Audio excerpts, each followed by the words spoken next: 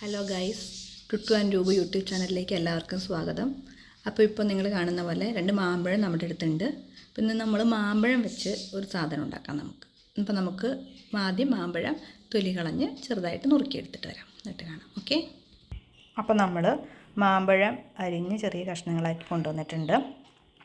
ഇനി ഇതിന് വേണ്ടിയിട്ട് ഒരു 10-12 ചുവന്നുള്ളി അതും അരിഞ്ഞ് ചെറുതായിട്ട് തൊലി കളഞ്ഞ് അരിഞ്ഞ് കൊണ്ടുവന്നിട്ടുണ്ട്. ഇനി അതിലേക്ക് ഒരു 1/2 ടീസ്പൂൺ മുളക് പൊടി, അത് നമ്മുടെ എരിവിനനുസരിച്ച് വേണം ചേർക്കാനായിട്ട്. ആവശ്യത്തിന് ഉപ്പും ചേർക്കണം. ഇപ്പോൾ നമ്മൾ ആ ഉപ്പും മുളകും ചുവന്നുള്ളിയും കൂടി നല്ലപോലെ ഒന്ന് തിരുമ്മി വെച്ചിട്ടുണ്ട്. ഇനി നമ്മൾക്കിത് നമ്മുടെ മാമ്പഴത്തിലേക്ക് ചേർത്ത് കൊടുക്കാം. അപ്പോൾ നമ്മൾ ആ മാമ്പഴത്തിലേക്ക് ആ ഉള്ളിയും മുളകും പിന്നെ അത് ഉപ്പും കൂടി തിരുമ്മി വെച്ചത് മാമ്പഴത്തിലേക്ക് ചേർത്ത് അതും കൂടി ഒന്ന് കൂട്ടി യോജിപ്പിച്ചിട്ടുണ്ട്. ഇനി അതിനകത്തേക്ക് ആവശ്യത്തിന് വെളിച്ചെണ്ണ ഒഴിച്ച് അതോടെ ഒന്ന് യോജിപ്പിച്ച് കൊടുക്കുക. വെളിച്ചെണ്ണ ഒഴിച്ചിട്ടുണ്ട്. ഇനി അതും കൂടി എല്ലാം കൂടി ഒന്ന് ചേർത്ത് യോജിപ്പിക്കാം.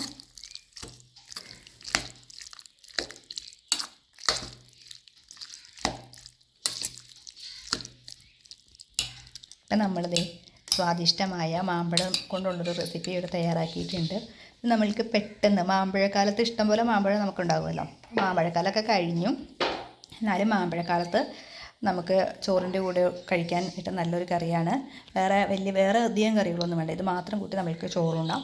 അപ്പോൾ ഇതിനൊരു പ്രത്യേകത എന്താ വെച്ചാൽ മധുരത്തിനോടൊക്കെ അല്ലെങ്കിൽ മധുരം ഉള്ള കറികളൊക്കെ കൂട്ടി ചോറുന്നവർക്ക് ഇതിനോടൊരു താല്പര്യം ഉണ്ടാകുള്ളൂ.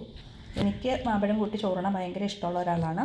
അപ്പോൾ എനിക്കിത് ഭയങ്കര ഇഷ്ടമാണ്. എന്തായാലും നിങ്ങൾക്ക് അങ്ങനെ മാമ്പഴത്തോട് ഇഷ്ടം, ഈ മാമ്പഴക്കറികളോ അല്ലെങ്കിൽ മധുരക്കറികളോ ഒക്കെ ഇഷ്ടമുള്ള ആൾക്കാർ ഇതൊന്ന് പരീക്ഷിച്ച് നോക്കൂ.